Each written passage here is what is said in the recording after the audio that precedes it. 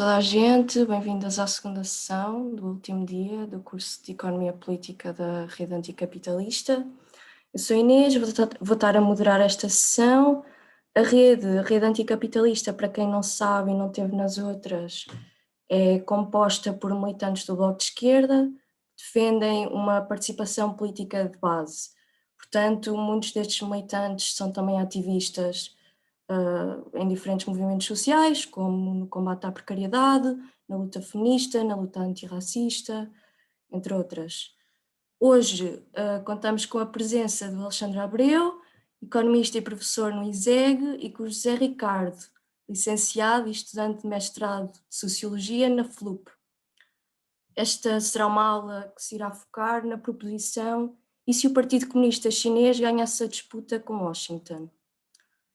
E passo a palavra ao Alexandre Abreu, que irá intervir primeiro. Obrigado, Inês. Boa tarde a toda a gente. Tenho imenso gosto em estar aqui hoje.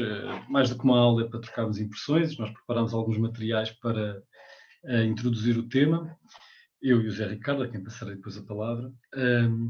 Mas espero que depois possa haver aqui uma boa troca de ideias e debate na parte final, pelo menos no terço final desta sessão. Eu tenho aqui um PowerPoint para partilhar, porque trago bastantes elementos de ilustração. Vamos lá ver se eu me consigo orientar bem com isto.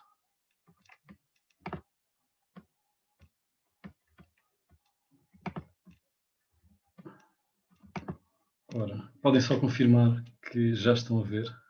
Sim, estamos. E muda de slides? Agora mudou de slide? Sim. Ok, muito bem.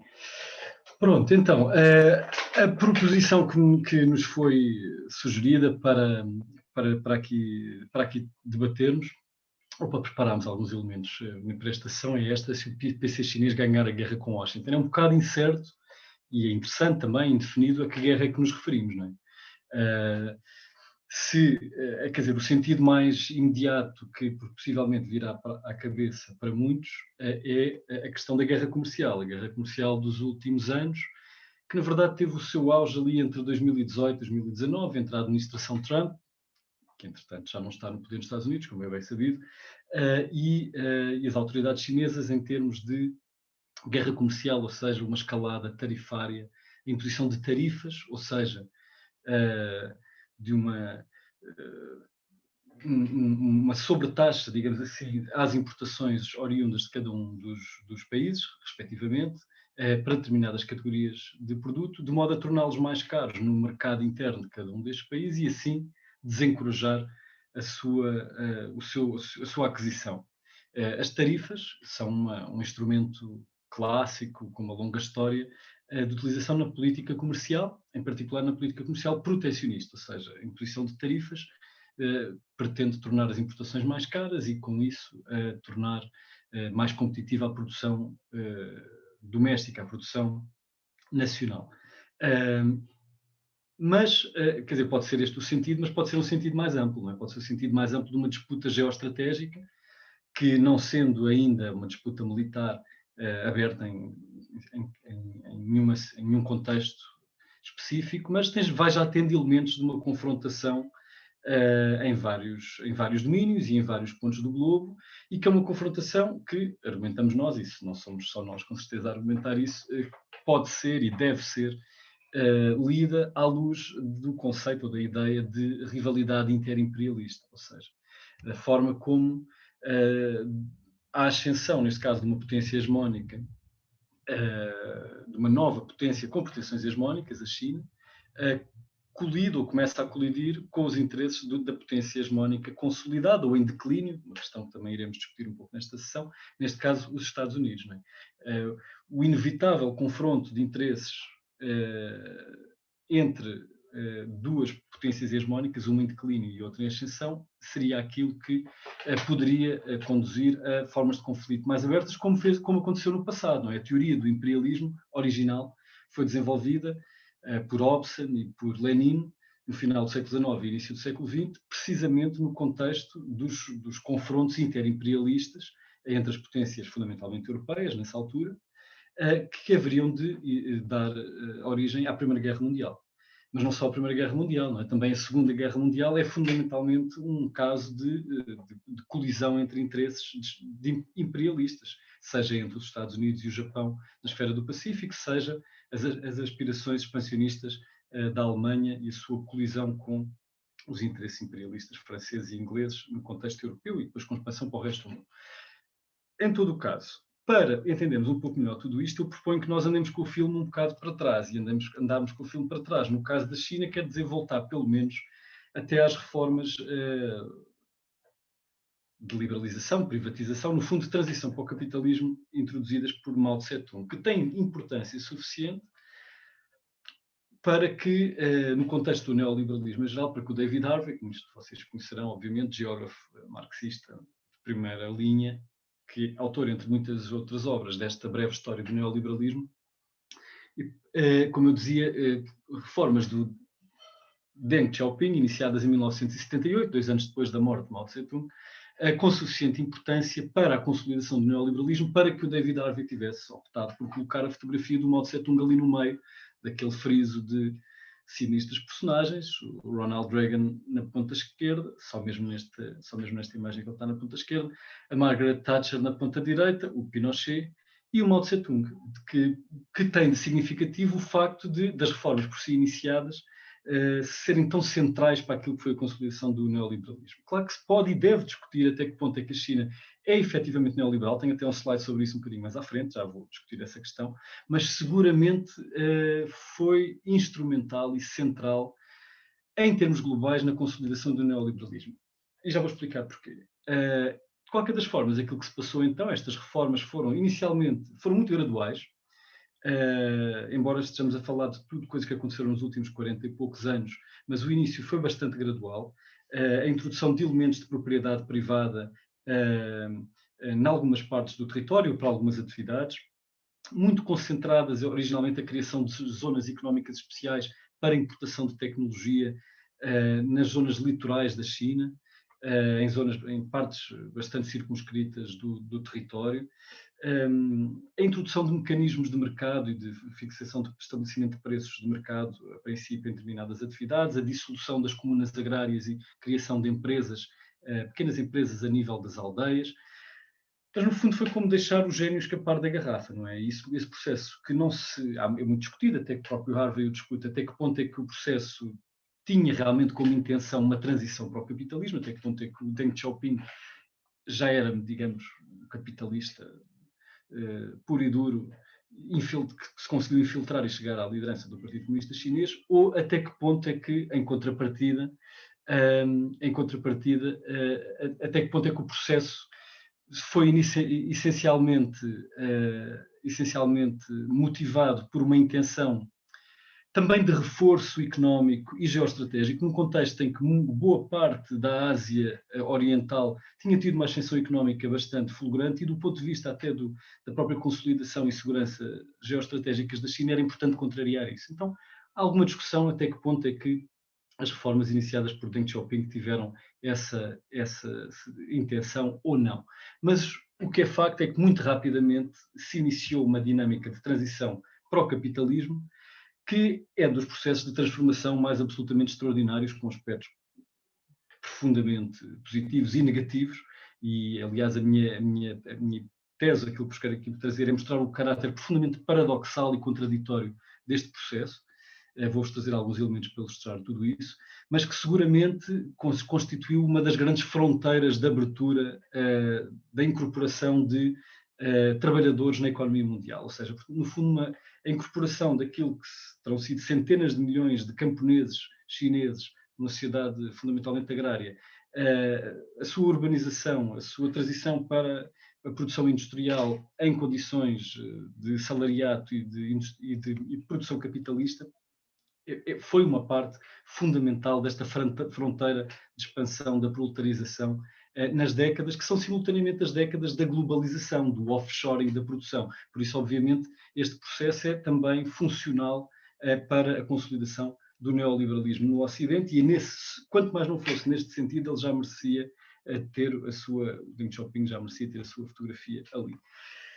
O que é que Este processo, inquestionavelmente, permitiu um crescimento económico fulgurante, não é? Como é aqui ilustrado este gráfico que nos mostra o PIB dos Estados Unidos a vermelho e da China a azul. Verificamos que, como o PIB, portanto, agregado, não é, do conjunto da economia, da China tem vindo a apanhar, em termos absolutos, muito rapidamente e a crescer com taxas de crescimento estonteantes, médias próximas de 10% ao longo de mais de 30 anos.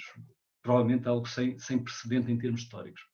Um processo que se fez acompanhar por como eu disse há pouco, um processo, uma transformação estrutural e até uma movimentação populacional que também sem precedentes. Considera-se que esta migração de qualquer coisa como 300 milhões, haverá qualquer coisa como 300 milhões de migrantes rurais urbanos na China contemporânea. Esta migração estima-se que é provavelmente a maior migração em massa da história. E dá origem, aliás, isso foi agora falado, é muitas vezes falado a propósito agora do Covid, todos os anos, quando é o Ano Novo Chinês, e uma boa parte destas centenas de milhões regressam às suas aldeias de origem, dá origem a esta movimentação pendular anual, que é também uma das maiores na história da humanidade. Não há dúvida que este processo teve impactos benignos. Alguns impactos benignos, era isso que eu queria sugerir, a ideia desta contradição, não é? Seguramente a pobreza extrema reduziu-se muitíssimo. Estamos aqui a falar o número de pessoas, nesta métrica da pobreza extrema de $1,90 por dia, de mais de 700 milhões de pessoas em 1990, para ter sido praticamente erradicada nos dias que correm. Segundo uma outra métrica, neste caso um rendimento inferior a $5,50 por dia, mesmo aí temos um decréscimo muito significativo de larguíssimas centenas de milhões. Aliás, esta queda da pobreza, e aquela da pobreza extrema que estava no slide anterior, por si só foi suficiente para que fosse atingido um dos objetivos de desenvolvimento do milénio das Nações Unidas, que era reduzir para metade a pobreza extrema no mundo. Só a China sozinha conseguiu, portanto, ao mesmo tempo que o FMI e o Banco Mundial iam promovendo o seu discurso de liberalização, a China, com uma estratégia bastante distinta, muito mais dirigida centralmente, não há dúvida que, com todas as contradições do processo chinês, a verdade é que efetivamente erradicou em grande medida a pobreza extrema. Mas, ao mesmo tempo, consolidou relações de classe inequivocamente capitalistas e gerou um sistema profundamente desigual, até podemos dizer plutocrático em alguns aspectos. Esta imagem aqui é tirada do livro mais recente do Piketty, o Capital e Ideologia.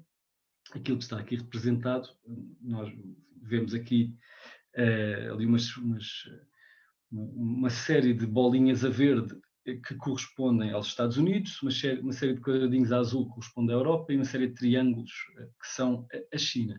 Estão em cima, o que nós temos é a parte do rendimento nacional que é apropriada pelos 10% mais ricos, e em baixo, as três séries em baixo são a parte do rendimento que é apropriada pelos 50% mais pobres. Aquilo que vemos é que, no caso europeu, as duas linhas azuis estão relativamente mais próximas, ou seja, a parte do rendimento dos 50% mais pobres, mesmo sendo significativamente inferior à dos 10% mais ricos, está um pouco mais próxima. Nos Estados Unidos está muitíssimo afastada, não é? As duas linhas verdes, mas a China está entre os dois e provavelmente mais próxima do tipo de desigualdade, pelo menos expressa nesta métrica, dos Estados Unidos, ou dos níveis de desigualdade dos Estados Unidos, do que dos níveis europeus. Portanto, claramente, níveis de desigualdade extraordinários, não é? Ilustrado também por este outro gráfico que aqui trago, que é o número de bilionários. Quando falamos de bilionários, são pessoas cujo património líquido é superior a $1.000 milhões, não é? O número de bilionários na China é hoje em dia muito maior, quase o dobro, uma vez e meia, digamos, do número de bilionários nos Estados Unidos, ilustrando uma frase atribuída ao Mao Tse-tung, ao Deng Xiaoping. Não se sabe bem se é apócrifo ou não, mas no início das reformas, de certa altura, ele terá dito "to get rich is glorious", não disse em inglês, claro, há de ter dito em chinês. Enriquecer é glorioso, mas de alguma forma mostrando esta conversão para esta nova ética capitalista. Então podemos, em resumo, e porque temos pouco tempo, não é? discutir então quão neoliberal é a China contemporânea, não é? Eu trouxe aqui alguns argumentos de um lado e do outro, não é? O David Harvey, como vos mostrei, coloca ali o Deng Xiaoping na capa do seu livro sobre o neoliberalismo, outros autores, por exemplo, como o James Galbraith, filho do John Kenneth Galbraith, que aliás trabalhou na China e como economista e teorizou bastante em torno da China, argumentou em sentido contrário. Ele chama mais a atenção para os elementos particulares da economia chinesa e do sistema chinês, que são, na verdade, em grande medida, distintos daquilo que é o neoliberalismo, pelo menos no entendimento que nós temos aqui nas economias avançadas do chamado Ocidente. Então, do lado esquerdo, temos os argumentos pelo qual a China é eventualmente não neoliberal, do lado direito, os argumentos pelos quais a China será neoliberal. Começo pelos da direita, portanto, relações sociais de produção inequivocamente capitalistas implantadas ao longo das últimas décadas, o seu papel central como fronteira de proletarização e no processo de globalização, níveis de desigualdade galopantes, elevadíssimos, mais elevados do que na Europa Ocidental, a questão da degradação ambiental, e poderíamos discutir provavelmente outros, não é? Mas em contrapartida, temos também aspectos específicos à China, como sejam os controlos de capitais e as restrições à penetração e ao domínio da finança internacional, o facto da intermediação bancária ser, no essencial, quase na totalidade, controlada por bancos públicos e não, por exemplo, por mercados de capitais ou pela finança sombra. A importância do setor público, das empresas públicas, continua a representar cerca de 30% da economia e agora, em termos de resultado, a extraordinária redução da pobreza. Portanto, tem aspectos que são claramente antitéticos do neoliberalismo financeirizado, tal como nós o entendemos. No entanto, tem outros aspectos que são claramente alinhados com uma expansão incessante da lógica de produção capitalista, neste caso, chegando a uma nova fronteira. É um aspecto que me parece interessante e importante discutir. Agora, claramente, se quisermos, ou seja, no fundo a ideia aqui é a China contemporânea desafia as classificações simples, não é? Se tem aspectos de sucesso extraordinários, tem aspectos que são extraordinariamente assustadores, não é? Em termos da criação de desigualdade em muito pouco tempo, a uns níveis absolutamente extraordinários, o autoritarismo político, os mecanismos de controle social, como estes novos mecanismos de crédito social, de que alguns de vocês e algumas já poderão ter ouvido falar. Então a China, no fundo, desafia classificações simples, não é? Tem aspectos, no fundo será uma economia mista, autoritária, com aspectos de forte controle público da economia, combinados com uma lógica inequívoca e profundamente capitalista. Não vou ter assim muito tempo para cobrir o resto das coisas, porque já estou a chegar ao fim. Queria chamar a atenção, este slide chamava aqui a atenção para o crescimento das disputas laborais, greves e outro tipo de disputas que têm vindo a ocorrer de forma crescente na China, mas que, no entanto, continuam a não encontrar uma canalização institucional, porque a sindicalização na China é completamente controlada pelo Partido Comunista Chinês. Existe uma confederação sindical na qual todos os sindicatos têm que estar afiliados e por ele ser controlados. Qualquer tentativa de sindicalização que escape a esse controle é perseguida, e perseguida de forma bastante severa, tal como, aliás, é perseguida de forma particularmente agressiva. Isso é um aspecto interessante, até para nós que estamos aqui num grupo de reflexão muito inspirado pelas abordagens marxistas, como é óbvio, é que os grupos de reflexão e de ativismo marxista na China são também eles perseguidos de forma bastante dura e impiedosa, né? Particularmente se não corresponderem à interpretação oficial, que já poucas referências tem ao marxismo. A minha última referência em relação a este ponto era para sugerir a ideia que, apesar disto, apesar da repressão relativamente à organização sindical e laboral, a verdade é que, por via do esgotamento da fronteira de proletarização, o trabalho, vindo a tornar-se relativamente mais escasso, tem vindo também a tornar-se relativamente mais bem remunerado. E, nesse sentido, embora estando muito longe de acompanhar os ganhos em termos de produtividade, mas a verdade é que vai se tornando progressivamente mais caro e é interessante assinalar que hoje em dia as remunerações horárias na China já ultrapassaram muitos outros países ditos em desenvolvimento, como por exemplo que a comparação é com o México. Não é? Isto é relevante também para pensarmos e discutirmos estas dinâmicas de deslocalização da produção e o offshoring e o reshoring, que agora está a ser bastante discutido. É relevante pensar que o lugar da China e o papel da China é muito diferente daquele que era ou que foi há 20 anos atrás, porque a sua realidade também já se transformou significativamente. Isto aqui é uma imagem retirada do Financial Times em 2014, em que eles anunciavam, lá numa coluna de opinião, é oficial, a China ultrapassou os Estados Unidos como maior economia do mundo. Eles diziam que era oficial, esta coluna dizia oficial, mas não é assim tão oficial, não é? Depende, na verdade, da forma como medimos. Se medirmos, trago-vos aqui um slide que já tinha mostrado no início, se medirmos o PIB simplesmente de acordo convertido a taxas de câmbio do mercado, PIB a preços constantes, para anularmos o efeito da inflação, vemos que a China, apesar deste crescimento fulgurante, ainda está bastante longe do nível de produto norte-americano, corresponde a qualquer coisa como 2/3 do PIB norte-americano. Se medirmos o PIB per capita, ou seja, se dividirmos o PIB por habitante, como obviamente a China tem uma população muito maior que os Estados Unidos, vemos que em termos de nível médio de vida, tal como ele é representado pelo PIB per capita, a China está ainda longíssimo dos Estados Unidos, qualquer coisa como 7 vezes menos, mais coisa, menos coisa. Mas, se medirmos o PIB a paridades de poder de compra, eu quero dizer aquele PPP, Purchasing Power Parity, paridades de poder de compra, quer dizer, se ajustarmos a medição da produção de cada país, tendo em conta o nível de preço em cada país, como o nível de preços na China é mais baixo nos Estados Unidos, quer dizer que, fazendo este ajustamento, a conclusão que retiramos é que já desde qualquer coisa como 2016 ou 2017, a economia chinesa, medida desta forma, já é maior do que a economia norte-americana. Mas a verdade é que não há uma única forma correta de medir, não é? Depende do que queremos medir. Do ponto de vista da quantidade de bens e serviços produzidos a partir de uma lógica interna, provavelmente a paridade de poder de compra é o que faz mais sentido.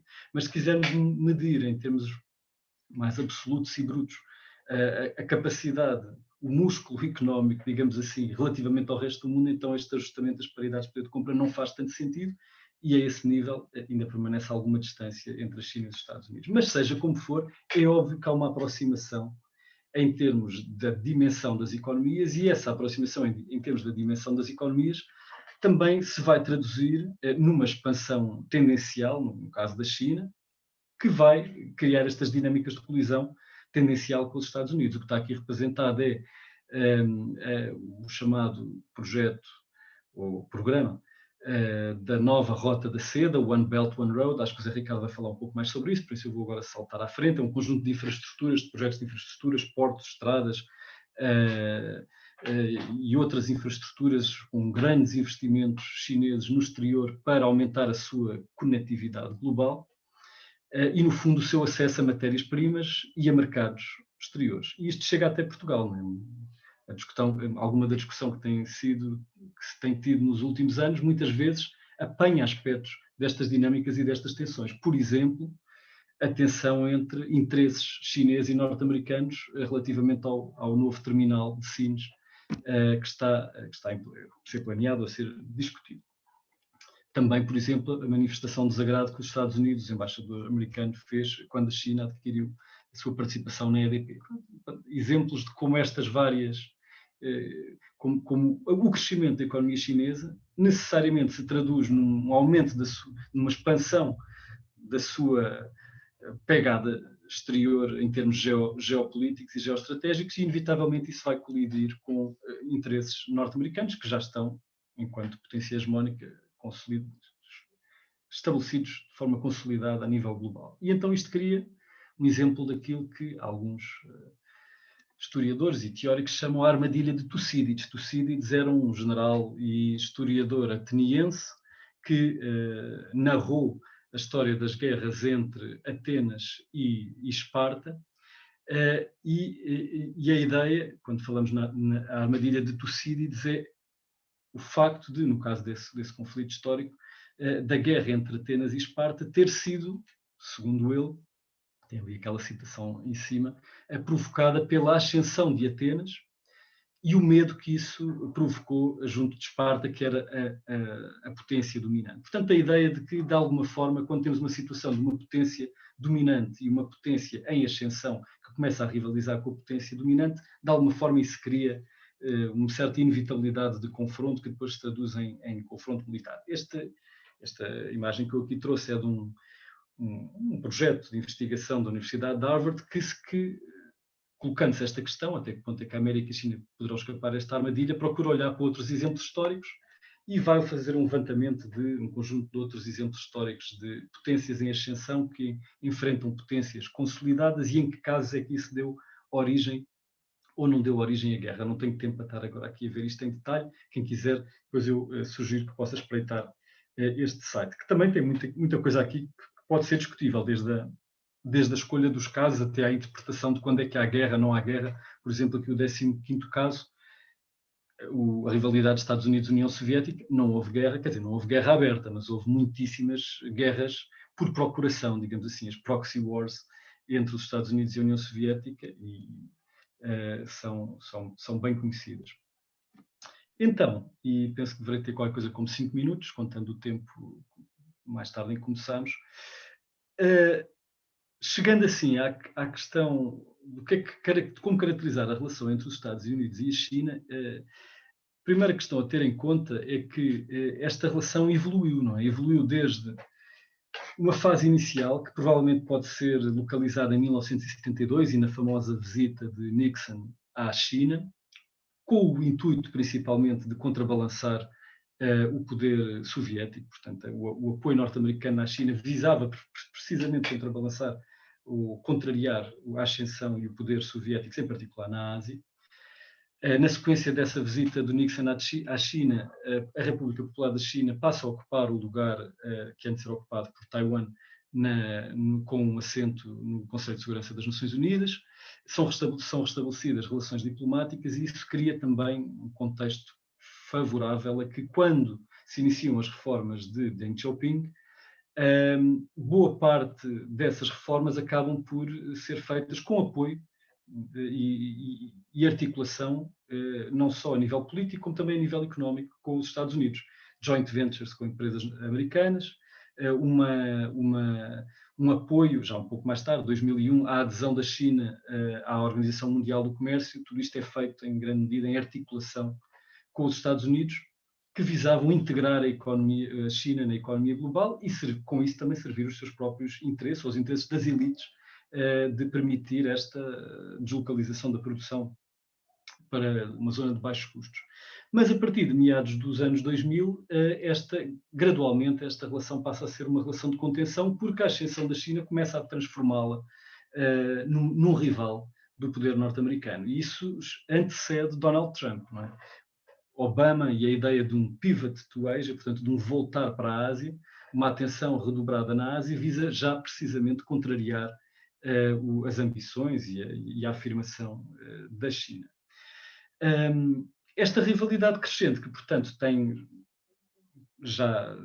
terá qualquer coisa como 2 décadas, ou pouco menos de 2 décadas, tem tido múltiplas dimensões. Tensões locais, conflitos por procuração, que não chegam a ser verdadeiras proxy wars, mas em que temos os dois lados envolvidos, desde o Darfur, Myanmar, Coreia do Norte, as tensões no Mar do Sul da China, as ilhas disputadas no Mar do Sul da China, Taiwan, acusações de parte a parte, mas sobretudo dos Estados Unidos relativamente à China, de espionagem, e particularmente espionagem industrial e roubo de propriedade intelectual, questões como as rivalidades tecnológicas, penso que o Zé Ricardo vai falar sobre isso. O caso do 5G e da Huawei é significativo. Esta expansão territorial dos interesses chineses e a forma como colide com interesses americanos, e lá está as disputas comerciais, não é? As tais guerras tarifárias que tiveram um auge durante a administração de Trump. Mas esta rivalidade crescente não deixa de acontecer a par daquilo que continua a ser uma interdependência bastante forte, essencial entre as duas economias e entre interesses particulares dentro das duas economias. Em particular, a ideia que a aquisição de títulos de dívida norte-americana por parte não vou dizer da China, mas por parte de alguns atores, de alguns segmentos da economia chinesa vão permitir, por sua vez, portanto, vão corresponder a um fluxo de saída de capital que vai permitir financiar, que em grande medida é o que permite financiar o déficit comercial que os Estados Unidos têm relativamente à China, ou, visto do lado da China, o excedente comercial, o excedente das exportações relativamente aos Estados Unidos. Portanto, no fundo, há aqui elementos simbióticos que depois, se quisermos ir olhar mais profundamente e de forma que é até mais interessante, passamos de olhar isto enquanto dinâmicas entre países, mas enquanto interesses dentro de cada país. Um livro recente que saiu sobre isto é precisamente intitulado Trade Wars are Class Wars, faz esta desconstrução da forma como, por exemplo, a compressão salarial na China, como também na Alemanha, num outro contexto, é o que permite a acumulação de excedentes que depois são canalizados para o exterior e que, por sua vez, vão retroalimentar os excedentes comerciais que tanto a China como a Alemanha vão ter. Não tenho tempo para entrar nisso em detalhe, depois se chegarmos com algum tempo ao debate, eventualmente falaremos dessa questão. Vou tentar terminar em 2 ou 3 minutos, está bem? Já ultrapassei aqui o meu tempo, mas estou a passar, mas vou tentar em 2 ou 3 minutos terminar. Aqui, portanto, o episódio mais recente desta guerra tarifária foi fundamentalmente entre meados de 2018 e meados de 2019, com ambas as partes de forma crescente a aumentar o conjunto de bens sobre os quais, de produtos sobre os quais eram aplicadas tarifas e cada vez mais elevadas. Isto aqui, o que eu procurava aqui mostrar era a forma como, apesar de tudo, a dependência chinesa, isto é retirado do Observatório da Complexidade Económica, a dependência chinesa das exportações para os Estados Unidos é muito maior do que a dependência americana das exportações para a China. Portanto, se olharmos estritamente para a questão das guerras tarifárias, nesse sentido, os Estados Unidos tinham os trunfos mais fortes, digamos assim.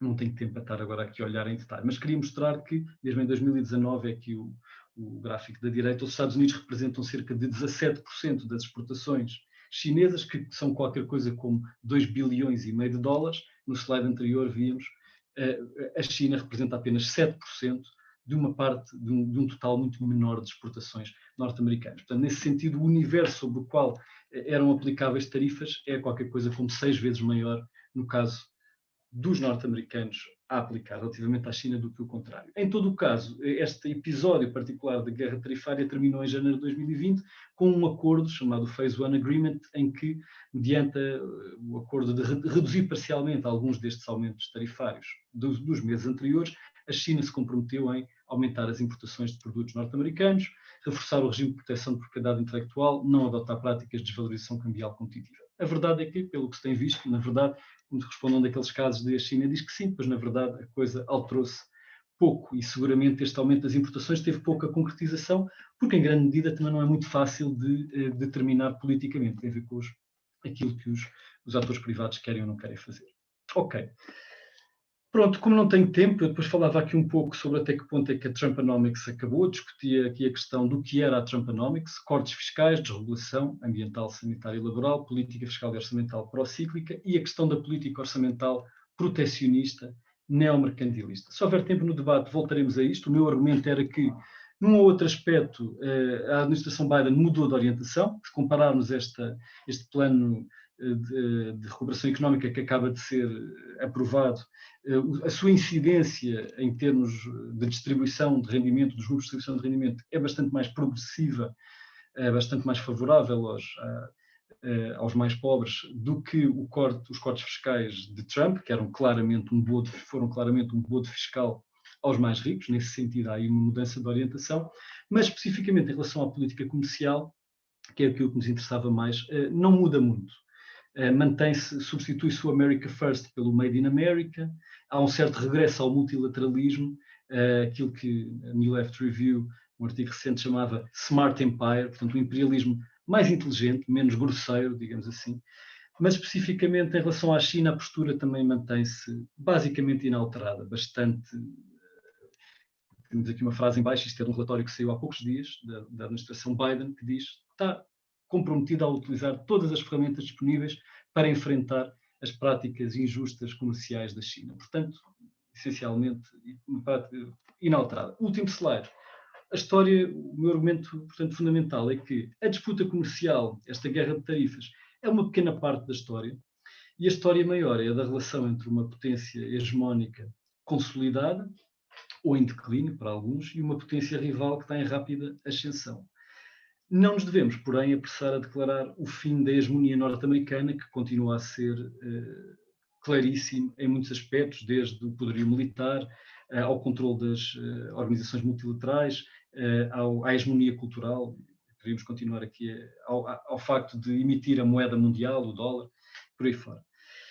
Para o resto do mundo, esta dinâmica com que continuaremos a confrontar-nos nas próximas décadas, a meu ver, é a última ideia, cria aqui dois aspectos, tem duas dimensões principais. Por um lado, a multipolaridade, a transformação do mundo mais unipolar num mundo mais multipolar, cria oportunidades. Navegar os interstícios da multipolaridade pode ser vantajoso para os outros Estados semi-periféricos e mesmo periféricos da economia mundo. Em contrapartida, as rivalidades interimperialistas, como sabemos pela história, podem, e por vezes acontece mesmo, dar origem a conflitos, não apenas guerras frias, mas guerras quentes, seja localizadas ou mais generalizadas. Pronto. Zé Ricardo, desculpa ter-te comido um pouco o teu tempo, mas terminei. Obrigado. Vamos ter que tirar depois um bocadinho à parte de debate. Ok, obrigada, Alexandre, foi muito elucidativo. Passo agora a palavra ao Zé Ricardo. Obrigado, Inês, e ao Alexandre, e olá a todos e a todas. Vou só partilhar aqui o PowerPoint.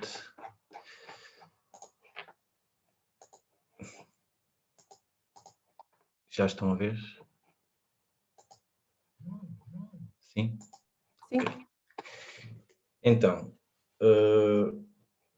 quando comecei a pensar neste assunto e para falar sobre isto, até um bom amigo que brincou comigo, que dizia, então Zé, não sabia que eras um especialista na China. Pois, e a verdade é que eu realmente não sou, e tive que ir procurar conceitos na sociologia que me ajudassem a perceber um pouco do que se estava a passar e também noutras disciplinas.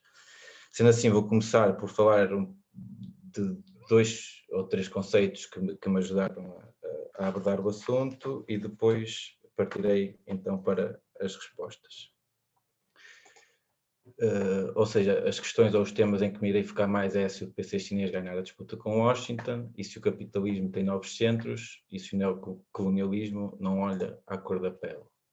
Primeiro que tudo, pensei no conceito, como o Alexandre estava agora a falar no fim, disto dos blocos hegemónicos, da unipolaridade e da multipolaridade da economia mundial, sendo que em defesa da unipolaridade existiam 3 argumentos principais, que seria a obtenção de um Estado de uma superioridade do poder, em que junta esse poder em áreas como a militar, a económica, a política, a tecnológica, a cultural e a geopolítica, de que a unipolaridade seria melhor para a paz porque não há uma disputa pela hegemonia, e de que a unipolaridade poderia durar tanto ou mais que a bipolaridade, ou seja, que a Guerra Fria, devido à superioridade do poder norte-americano com a sua posição geoestratégica, e impede a formação de uma coligação para contrabalançar.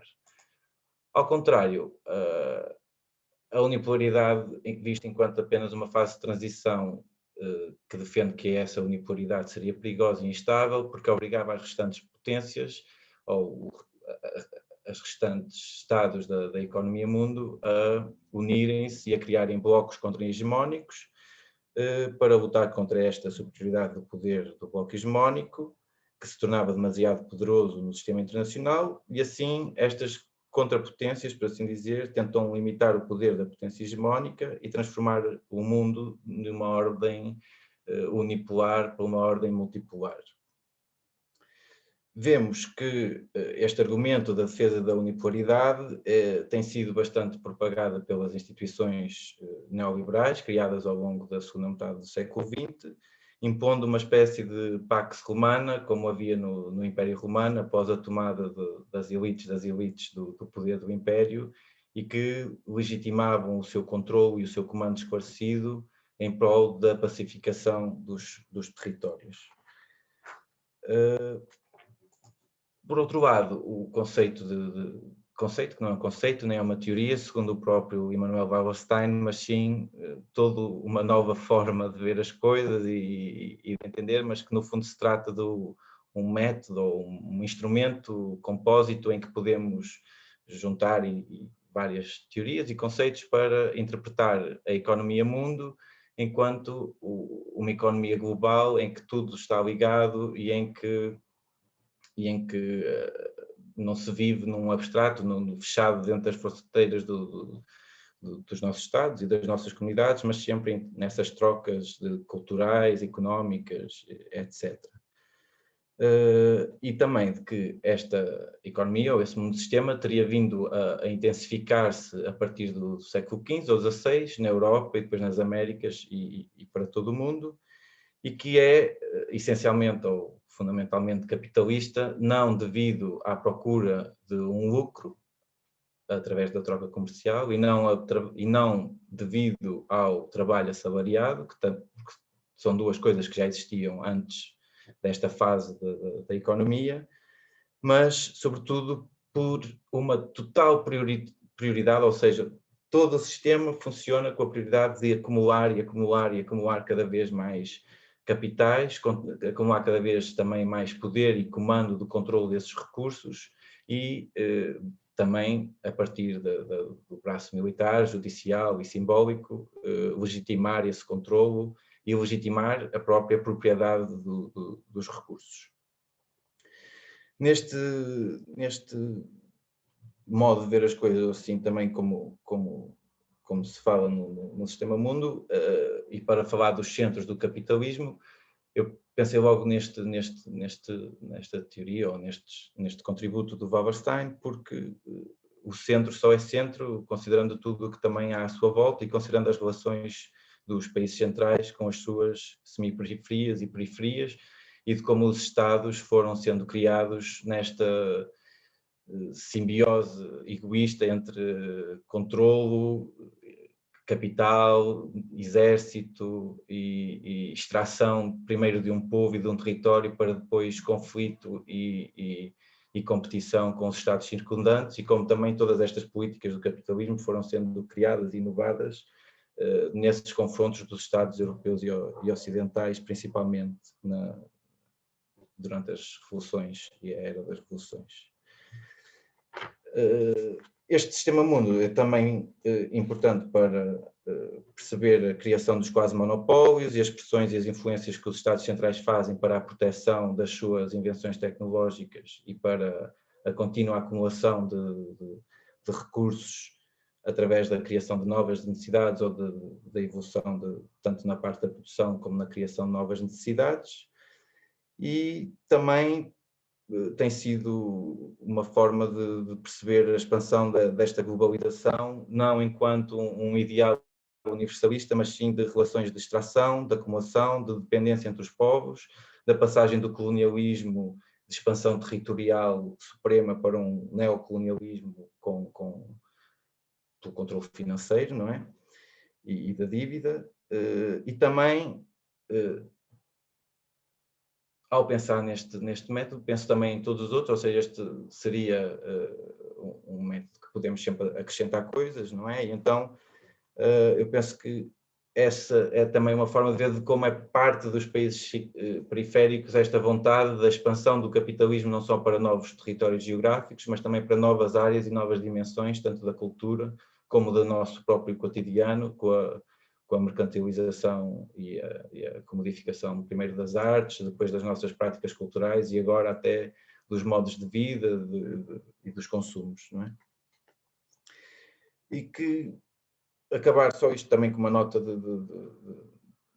mais positiva de que os estudos sociológicos também apontam de que estas pressões dos centros ou estas pressões dos lugares de comando sobre as populações gerais não são apesar de verticais, não são lineares, não são,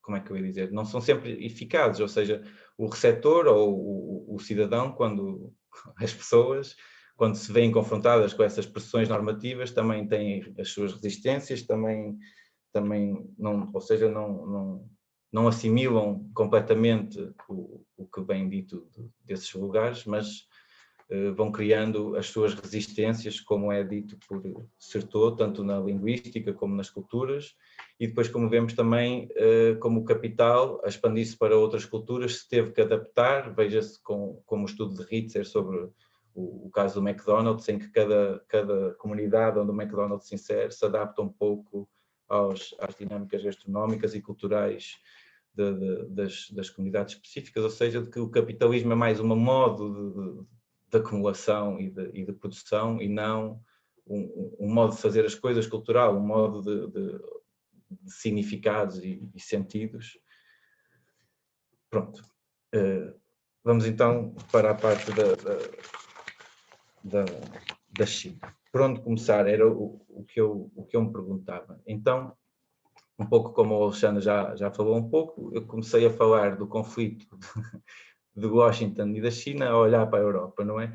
Ou seja, de seguir à Segunda Guerra Mundial, o capitalismo ocidental focou-se bastante na proteção da Europa do bloco soviético, e tem vindo, principalmente após a queda da União Soviética, a expandir-se para os blocos pós-soviéticos do leste da Europa, por variadas razões. Primeiro, a expansão do capital, e segundo, também por todas as características económicas que faziam desses lugares um espaço apetecível para o investimento, e também devido à geopolítica de criarem maiores zonas de controlo da Europa. Como o Alexandre estava a dizer há bocado, os Estados Unidos, no entanto, devido à ascensão da China ou ao aumento da produção e da população na Ásia, e também ao crescimento do Islão na Ásia e no Médio Oriente, tem vindo a refocar ou a transferir a sua estratégia e o seu foco. O avanço da NATO e da União Europeia para o leste foi assim então abandonada pelos Estados Unidos, que a partir dos acordos da administração de Obama e Clinton, como o America's Pacific Country, o Defense Strategic Guidance de 2012, ou o relatório do National Security Service de 2015, em que afirmam essa prioridade da política externa norte-americana no espaço da Ásia e do Pacífico, depois de 70 anos em que a prioridade era na Europa, e apresentam medidas bastante específicas, como a redução do orçamento da defesa em 480 mil milhões de dólares nos próximos 10 anos, a redução de 520 mil efetivos no nível do Exército, no universo de 1,3 milhões de soldados, e a retirada de 80 mil tropas localizadas na Europa, um novo acordo de START com a Federação Russa, o abandono de programas militares em curso e, por fim, a alteração de uma concepção das Forças Armadas que teriam de deixar de combater guerras em simultâneo, mas passarem a pensar numa grande guerra de larga escala que pudesse impor enormes custos a agressores oportunistas em segundas regiões.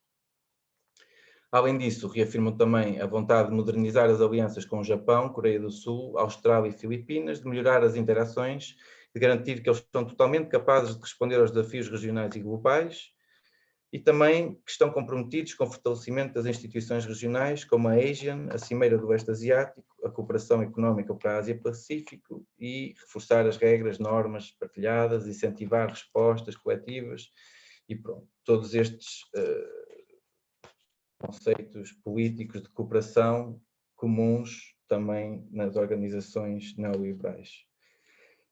Com a ausência dos Estados Unidos, ou a saída dos Estados Unidos na Europa, a Rússia entrou na Crimeia, e as pressões que os Estados Unidos estavam a fazer aos aliados da NATO para aumentarem os investimentos no exército, rapidamente passaram a ameaças de saída e de deixar claro para a Europa de que teriam que resolver esse problema por eles mesmos.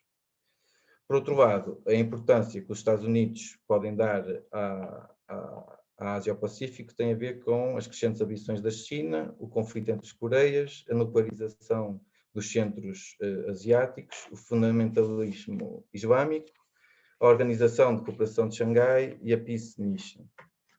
Assim, Segundo Ricardo Cabral Fernandes, que tenho estado a citar, a violação das regras deste bloco hegemónico ou da ordem liberal institucionalista construída no pós-Segunda Guerra Mundial e mantida no pós-Guerra Fria, com a anexação da Crimeia, veio colocar em questão a capacidade norte-americana em garantir o cumprimento das regras do sistema internacional. As novas potências emergentes sentem-se capazes e desejosas de alterar a distribuição de poder no sistema internacional em prol da multipolaridade, mesmo que com a liderança norte-americana no curto e médio prazo.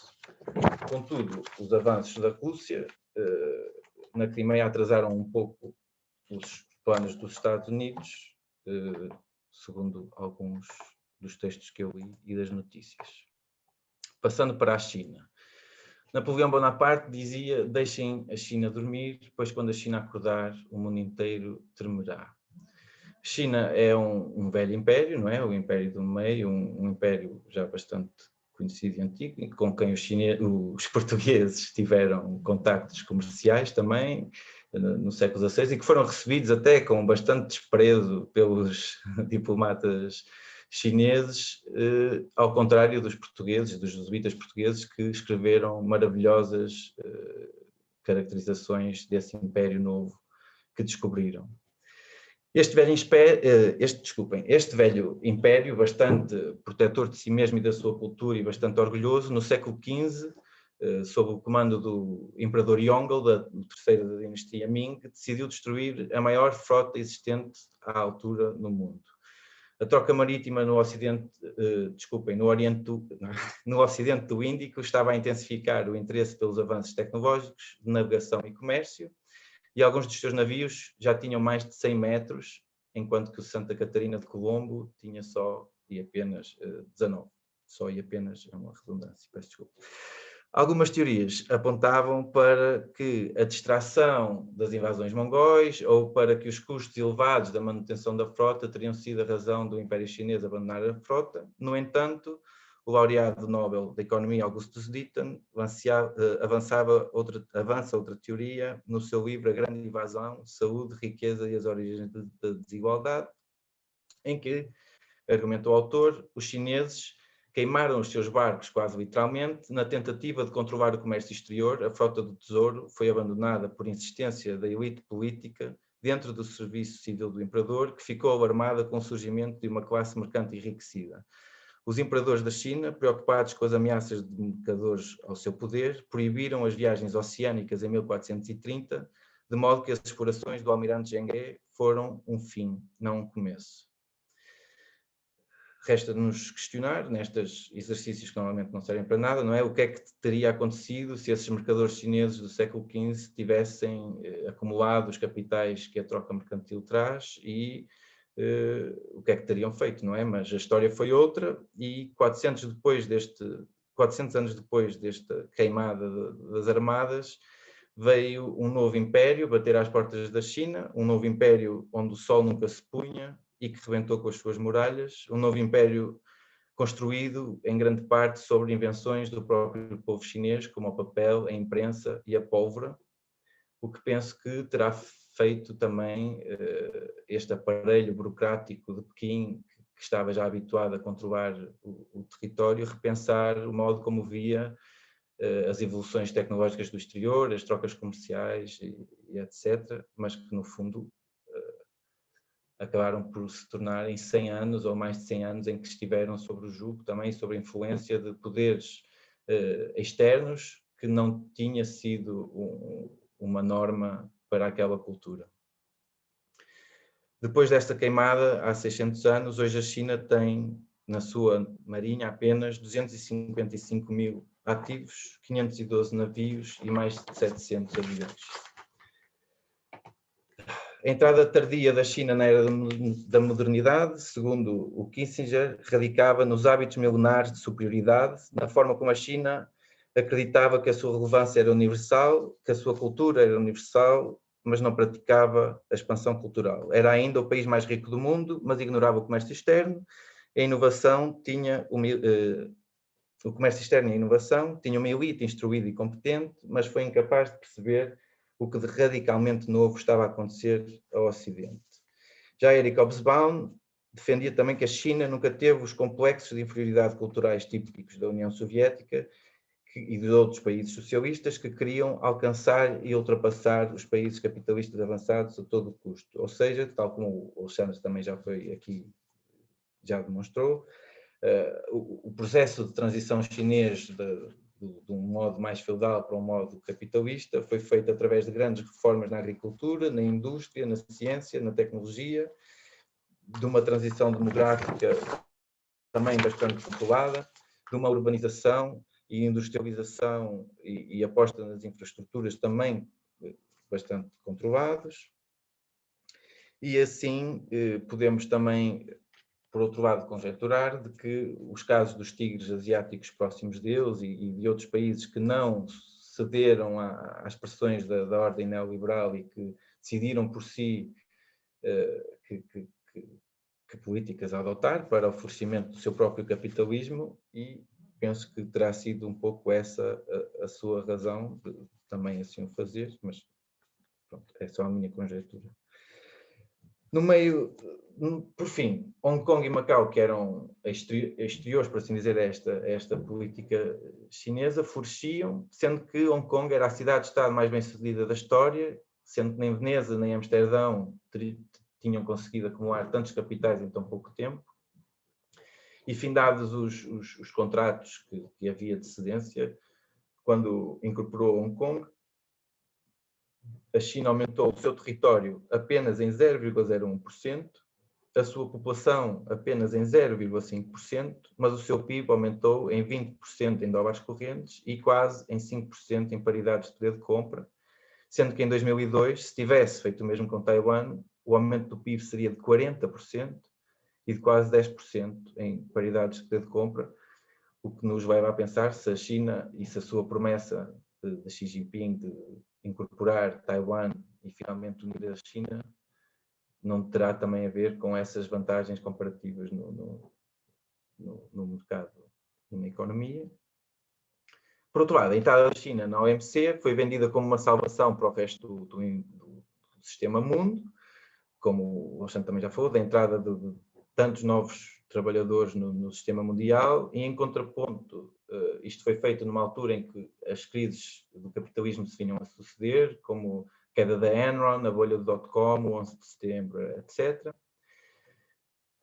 E a entrada da China, no entanto, teve que ser com algumas cedências, implicava a liberalização das importações, a regulamentação com a organização das exportações e a entrada dos IEDs, ou de acordos sobre serviços, como os GATTs, e a propriedade intelectual, como o TRIPS, permitindo assim, e eu acho que isto foi o grande vantagem para a China, alcançar agora a economia dos outros países, porque permitiu a participação em setores que estavam fechados, como as telecomunicações, os seguros, os bancos, a distribuição comercial e o turismo. Abertura que, no entanto, foi feita gradualmente e de forma prudente e seletiva. Os chineses parecem, assim, saber proteger a sua economia dos avanços tecnológicos exteriores e, como iremos ver a seguir, também parecem saber aproveitar os seus próprios avanços para expandir e influenciar as políticas externas dos outros, das periferias e semi-periferias mundiais. Aqui deixo não é uma grande análise aos valores e aos volumes de capitais das maiores empresas da China, mas isto é segundo o grande site da ciência Investopedia, estou a brincar, mas que dizem que estas são as 10 maiores empresas da China, e eu achei curioso só porque nós achamos sempre que o chinês é místico e exótico, não é? Mas vejam, China Petróleo, Petrochina, seguros, infraestruturas e caminhos de ferro, bancos de comércio, seguros de saúde, construção, investimentos, distribuidoras, ou seja, não são nada de exóticos. O que vem contrapor um pouco também aquilo de Ritzer, ou seja, o capitalismo pode se adaptar às culturas e pode ter características chinesas, mas acaba por funcionar segundo as instituições e segundo as formas racionais que encontramos de dar sentido às coisas, ou nos processos burocráticos de tratar de assuntos como as promessas futuras, o investimento na reestruturação do território, etc.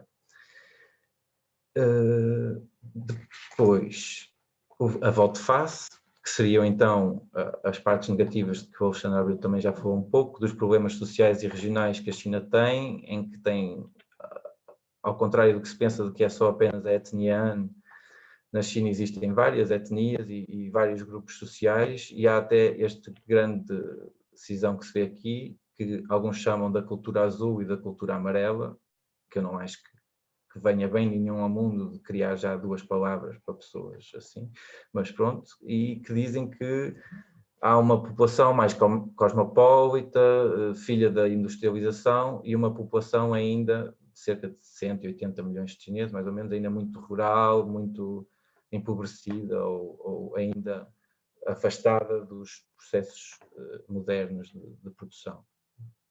Sobre o meio ambiente também já foi sendo falado aqui, e sobre os problemas que o consumo e a produção e a acumulação de capital trazem para o meio ambiente. As condições laborais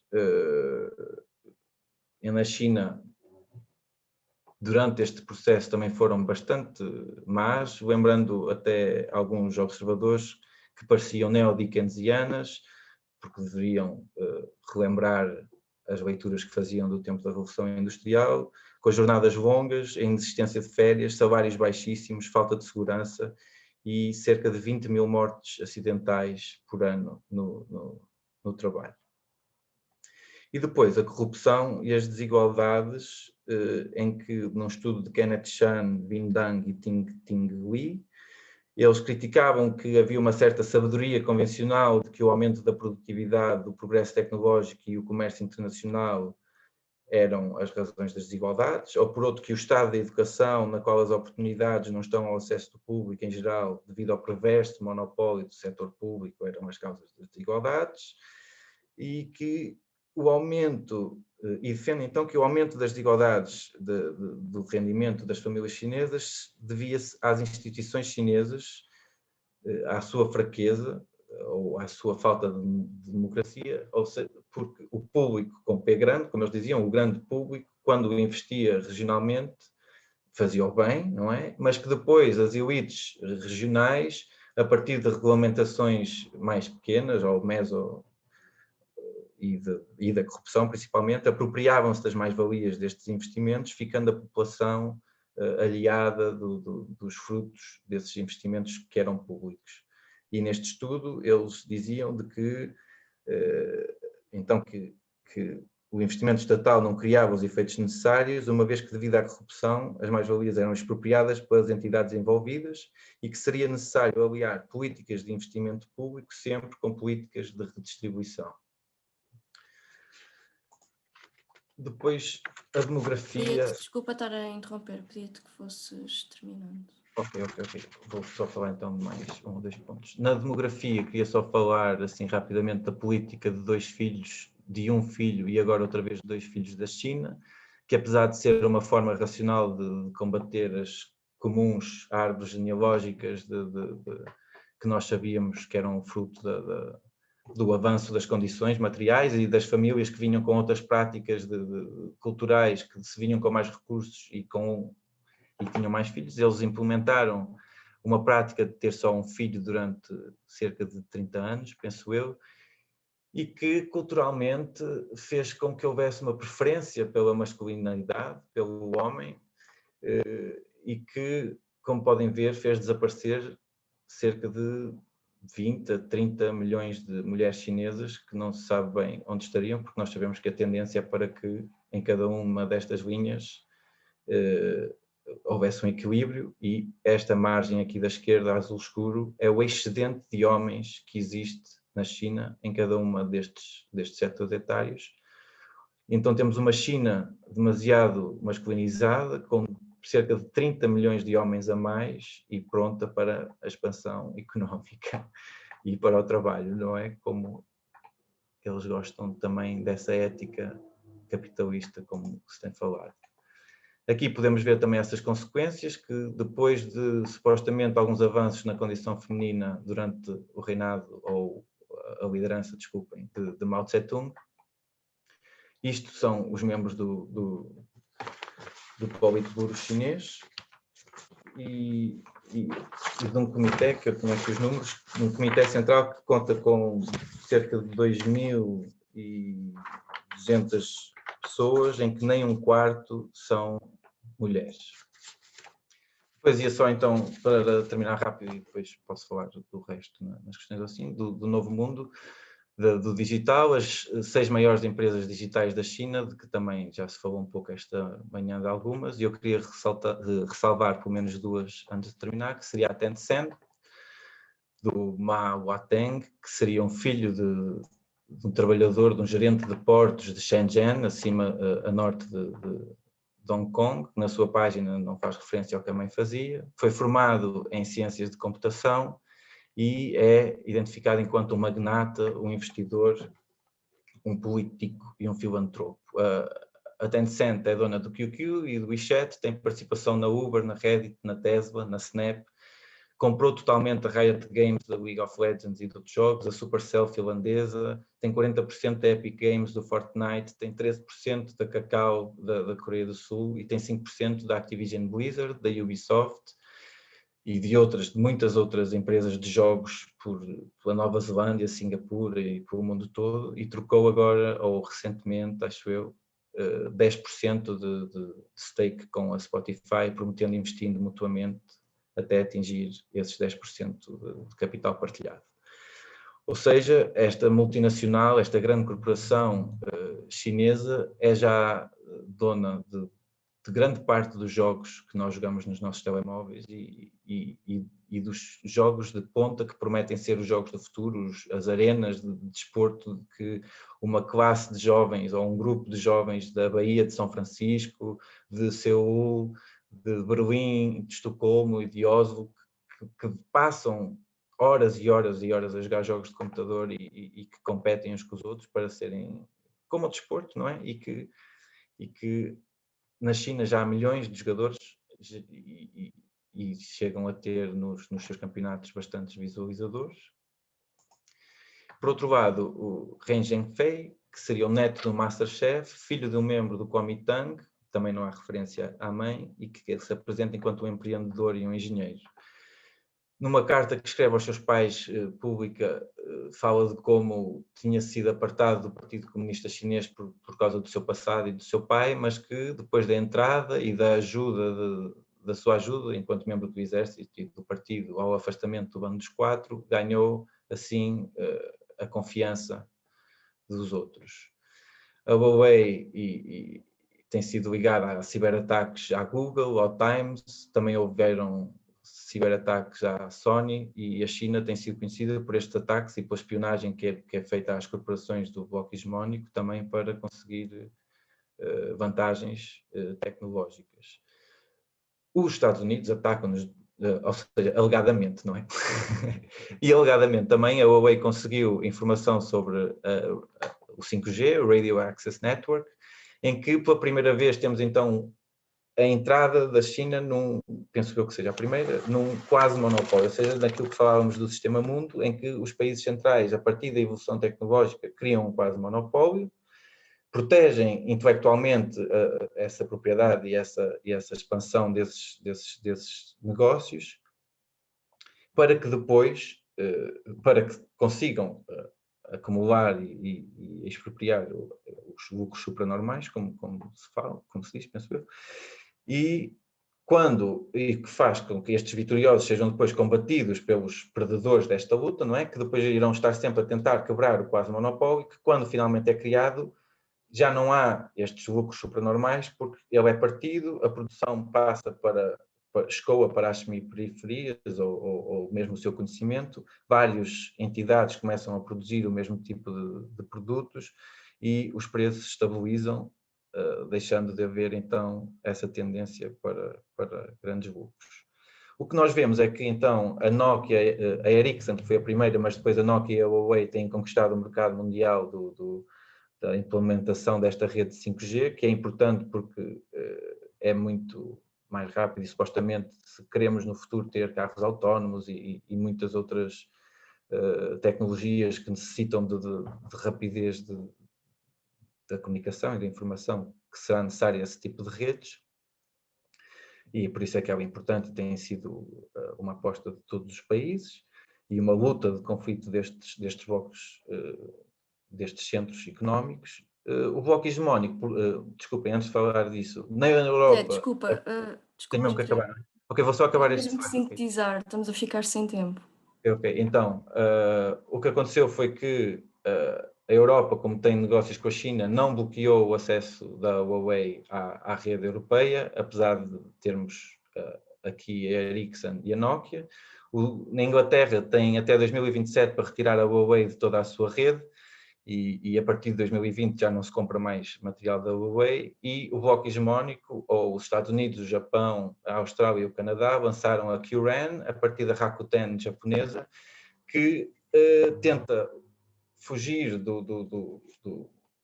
da patente, emprega um tipo de produção que vende ou revende, ou faz um outsourcing da produção de partes das partes necessárias para as elites locais, ou seja, as empresas locais dos países onde esta QRAN se aproxima vão também ficar com parte dos lucros, porque eles podem ser eles a produzir as peças que vão fazer parte da rede, na condição de que depois a rede é montada através de código pela Rakuten.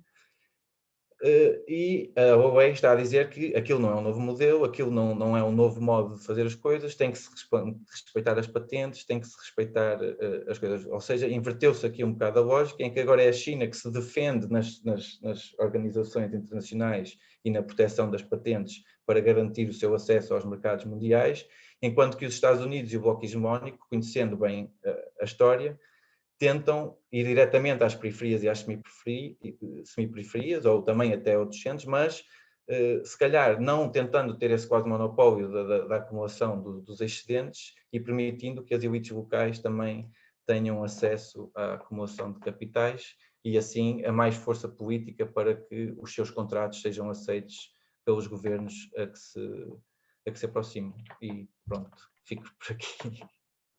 Ok, obrigada, Zé. Então acho que podemos abrir o chat para perguntas. Peço que se inscrevam, por favor. Peço também que sejam muito breves, porque nós temos pouquíssimo tempo e para para toda a gente conseguir fazer perguntas, precisamos mesmo de ser muito rápidos. Ok, então está inscrito o Nuno Veludo. Força. Então, olá a todos e a todas. Muito obrigado ao Alexandre e ao Zé pelo tema que aqui trazem, que é super interessante e acho que podemos até discuti-lo mais noutras oportunidades. O que eu quero trazer tem que ver com a dinâmica da questão da saúde global e das vacinas na dia de Estados Unidos-China. Visto que, portanto, que as vacinas têm sido agora grande palco, é a nova corrida ao armamento, digamos assim, ou seja, é um bem escasso e a China tem-se posicionado na arena internacional como grande fornecedor de vacinas, a título até, alegadamente, pela própria China. É a China que o diz como ferramenta de cooperação multilateral. Só para terem ideia, a China prometeu cerca de 500 milhões de doses de vacinas a mais de 45 países e as suas farmacêuticas dizem serem capazes de produzir pelo menos 2,6 mil milhões de doses neste ano.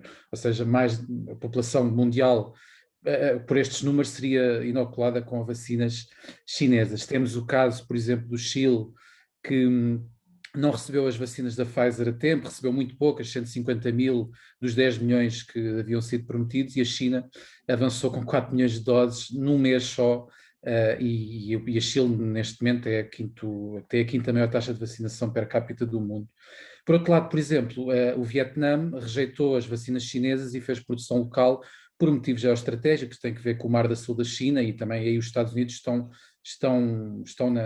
nessa questão.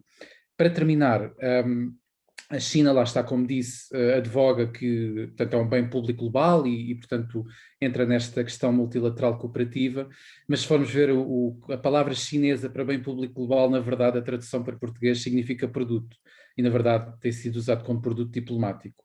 A China tem no feito, por exemplo, a Belt and Road Initiative tem advogado que o seu investimento externo tem que ver com pressupostos multilaterais e de cooperação, e até a entrada no OMS e outros organismos internacionais têm-lo feito com o pressuposto de multilateralismo, e a questão que eu coloco é, nesta questão das vacinas, a China faz o seu expansionismo económico e de influência através deste tipo de investimentos. Os Estados Unidos e os países ocidentais não o têm feito, têm agido com pressupostos de nacionalismo das vacinas. Portanto, como é que resulta aqui na arena internacional? O que é que vai sair desta disputa com as vacinas, em que a China aparentemente até tem um fator de expansão benigna? Como é que vem o resultado desta disputa através das vacinas? Obrigada, Nuno. Passo a palavra agora ao Hugo Mota. Força, Hugo. Olá, peço desculpa que eu não tenho câmera no PC. Antes de mais, portanto, em relação à China... Nós estamos a ouvir-te muito mal, Hugo. Não sei se podes ajustar o teu microfone. Está melhor? Tá. Estava a ir muito alto.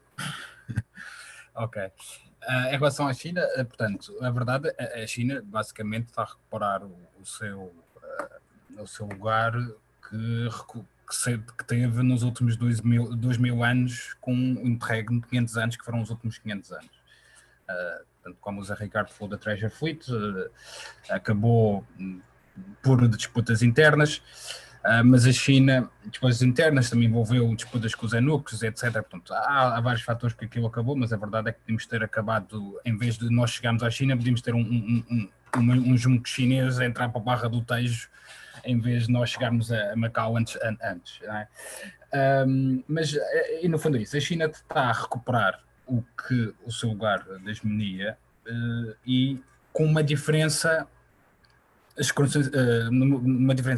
circunstancial, que a China sempre foi voltada muito para os países periféricos, apesar de haver contactos com o Ocidente, nunca se interessou muito em termos pela hegemonia mundial, tanto que a China até tinha uma política que tinha vários estados tributários até o século XVI, tudo na esfera chinesa, mas nunca se interessou muito para além, excetuando com a Forta do Tesouro, nunca se interessou muito para além da sua esfera geográfica. E o novo dado é que neste momento a China está-se a tornar global. A China está-se a tornar no que provavelmente o que será a próxima potência mundial, o que nós hoje em dia pensávamos, e ainda temos alguma certa pensamento, é que os produtos chineses de má qualidade e etc, isso vai acabar. Portanto, a China vai se proporcionar um pouco à medida também que se passou com o Japão, em que os produtos japoneses nos anos 60, 70 eram vistos como de má qualidade. Hoje em dia os produtos japoneses são reconhecidos pela sua qualidade, e o mesmo se faz para a China. A China teve um processo de adaptação à nova realidade mundial, e agora está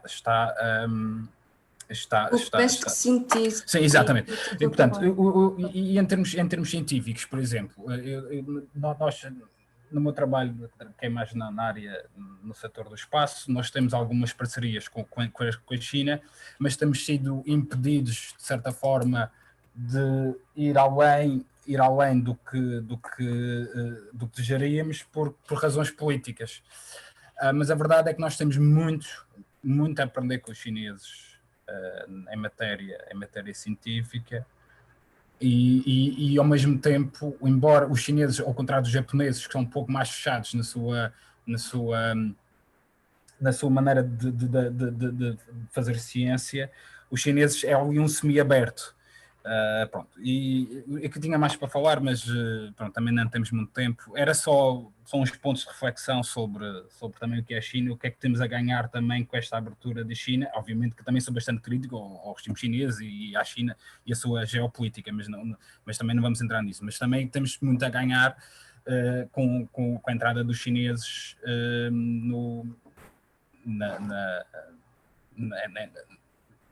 na cena política internacional, não é? Pronto, e em termos científicos também. Ok, é isso, obrigado. Obrigada, Hugo.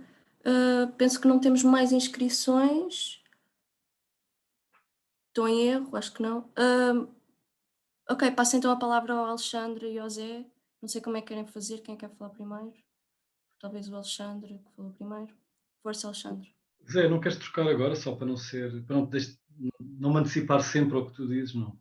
Como quiseres, por mim. Eu, se responder também é só um bocadinho à da primeira, apenas de que penso que será normal agora as várias potências disputarem e competirem entre si. E a pegar neste ponto, só para aproveitar também para falar um pouco do ponto do neocolonialismo que não tinha, que vemos como esta disputa e como o aumento das disputas entre várias frentes e não de um centro estável que vai concertadamente introduzindo as suas inovações, que nesta disputa, quando se pergunta se o neocolonialismo não olha a cor da pele, vemos bem que sim, e que olha às etnias, e de como esse aspecto cultural é sempre trazido ao de cima para denegrir o outro e para duvidar da eficiência de um produto, ou para achar que se vem dali é um mau presente, ou vem é uma maçã que vem envenenada, não é? E penso que sim, que nisto da luta das vacinas temos visto, se calhar, um pouco do que vai ser a norma, a partir de agora, do confronto entre vários grupos económicos que vão fazer da luta política, social e cultural a legitimação também dos seus próprios negócios, das suas próprias formas de ver as coisas. Ok, Alexandre. Força. Ok, obrigado. Se foram sobretudo comentários, entretanto tenho aqui mais a questão do José Miranda sobre a questão da dívida americana detida por parte da China. Agradeço os comentários, os contributos ao Nuno Veludo e ao Mota. Na verdade, não são propriamente questões, são mais comentários.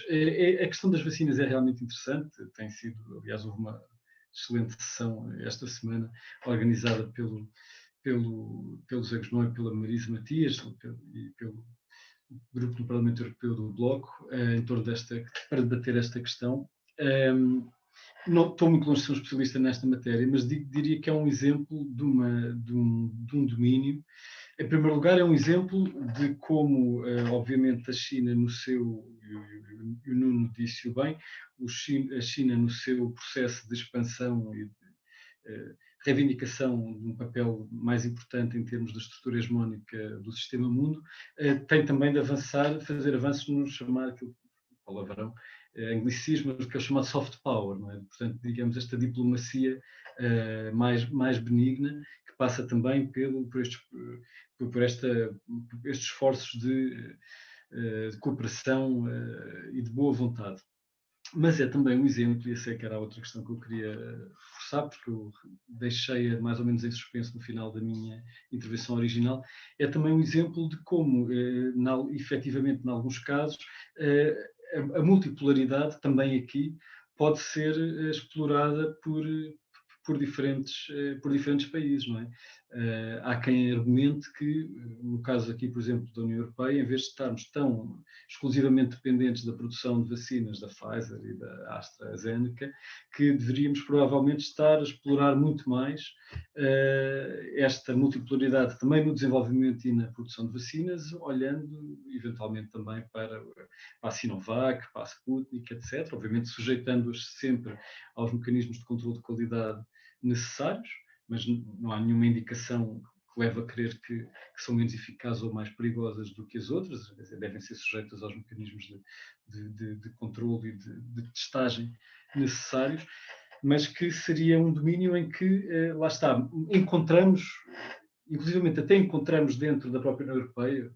O meu colega e amigo João Rodrigues tem apontado para o exemplo da Hungria, que é obviamente um governo sinistro a muitos títulos, mas que no contexto, especificamente desta questão, da questão das vacinas no contexto da União Europeia, na verdade não tem alinhado tanto por esta subordinação relativamente à dependência única face à produção da AstraZeneca e da Pfizer, e olhando, neste caso, se não me engano, também para a possibilidade de recurso às vacinas da Sputnik. Mas é uma questão interessante e seguramente é uma questão que vai continuar aqui connosco. O Hugo Mota, pronto, penso que foi sobretudo um comentário e eu agradeço. O que ele diz é interessante e é importante recordar a ideia de que, num certo sentido, se adotarmos uma perspectiva de muito longo prazo, seguramente a China está realmente a recuperar um lugar no topo da hierarquia, da estrutura hegemónica e hierárquica no sistema mundo. Há autores até da chamada Escola da Califórnia de História Económica que dizem que esse interregno até é menor do que os 500 anos que o Hugo referiu. Um autor que é o Kenneth Pomeranz fala na grande divergência como sendo algo que, na verdade, ocorreu fundamentalmente a partir do final do século XVIII e início do século XIX. Portanto, um processo com pouco mais de 200 anos e que essa divergência estaria agora novamente a fechar-se, com a China a recuperar novamente esse seu lugar no cimo da hierarquia. Sobre a questão do controle da dívida americana por parte da China, é uma das dimensões, é bastante complicada e não vou procurar explicá-la aqui em pouco tempo, até porque o meu domínio das suas subtilezas também deixa a desejar. É uma das dimensões da interdependência. Uma das questões que é muitas vezes discutida e analisada é qual seria o impacto sobre a economia norte-americana se subitamente os detentores de dívida de títulos do Tesouro norte-americanos na China, politicamente, por uma forma politicamente motivada e coordenada, os vendessem de um momento para o outro. A ideia, as coisas que tenho lido sobre o assunto, é que obviamente não deixaria de ter um impacto grande e provocar um abalo, e estas coisas de abalos, quando falamos do sistema financeiro, nunca se sabe até que ponto é que se podem tornar, assumir proporções cada vez maiores, porque são sistemas caracterizados pela complexidade e por vezes ultrapassar o ponto que leva a uma transição de fase e que leva em que o bater de asas da borboleta provoca o tufão, é muito difícil de prever quando é que se geram essas dinâmicas de retroação positiva que levam a um processo explosivo. Mas o que eu tenho lido, apesar de tudo, é que, embora seja muito importante uma grande massa de títulos de dívida de tesouro detidos por parte da China, não deixa de ser uma parte relativamente menor do total. E sendo uma parte relativamente menor do total, seria potencialmente contrabalançável por parte da Reserva Federal Norte-Americana, adotando uma nova ronda de compra de títulos do Tesouro, portanto, para contrabalançar essa venda em massa por parte da China, um quantitative easing, digamos assim, em massa por parte da Reserva Federal, conseguiria muito provavelmente contrabalançar essa atuação chinesa. Então, nesse sentido, essa ameaça, se a virmos assim do ponto de vista dos Estados Unidos, é relativamente, não é uma espada de Damocles tão gigantesca sobre a economia norte-americana como alguns pretendem pensar. No entanto, é uma das dimensões desta interdependência. O fluxo de capitais em direção e, consequentemente, de endividamento na relação entre a China e os Estados Unidos na compra de títulos do Tesouro é o reverso da medalha do déficit comercial que os norte-americanos têm em relação à China. A Maria Manuel Rola referiu aqui a importância da questão do capital chinês em Portugal. Exatamente, acho que eu referia ao DLEV, não é? No contexto da enorme vaga de privatizações que tivemos no período da austeridade e da Troika, o capital chinês assumiu participações fortíssimas, não tenho números, mas uma grande parte do investimento direto estrangeiro, não direto estrangeiro, mas da aquisição das participações de capital no contexto das privatizações nessa vaga, uma boa parte foi capital chinês. E isso realmente já na altura colocou estas questões políticas e geoestratégicas, com estas reclamações por parte de embaixadores norte-americanos e com argumentos por parte vindas de Washington de que Portugal deveria ser mais fiel aos seus alinhamentos geoestratégicos clássicos. É difícil quer dizer, acho que a questão deve sempre ser problematizada. Seguramente há muitos aspectos e muitos sentidos em que o capital não tem pátria, não é? Não preciso de vos recordar isso. Não é propriamente, não faz qualquer tipo de diferença em termos das práticas empresariais da EDP que os seus titulares sejam últimos, sejam o Partido Comunista Chinês ou um fundo de investimento norte-americano, isso é relativamente irrelevante, mas há dimensões geopolíticas e geoestratégicas que a Maria Manuel Rola aqui nos recordou, e que se nesta fase, apesar de tudo, não têm ou não têm ainda repercussões tão importantes em termos daquilo que os países que sejam apanhados no meio possam sentir, numa fase mais para a frente, daqui a 1 ou 2 décadas, em que se vier a haver um acréscimo das tensões entre estas duas potências, o posicionamento que países mais pequenos assumam nestes conflitos podem ter realmente depois repercussões mais sérias e mais pesadas, e estas questões vão continuar a colocar-se. Obrigado. Obrigada, Alexandre. Penso que não temos mais comentários, também já passámos imenso tempo, temos mesmo que fechar a sessão. Obrigada por terem vindo e temos a próxima sessão daqui a 10 minutos, é no mesmo link, nós vamos terminar, peço que saiam, mas voltem daqui a 10 minutos, temos uma pausazinha para café. Obrigada e até já. Até já.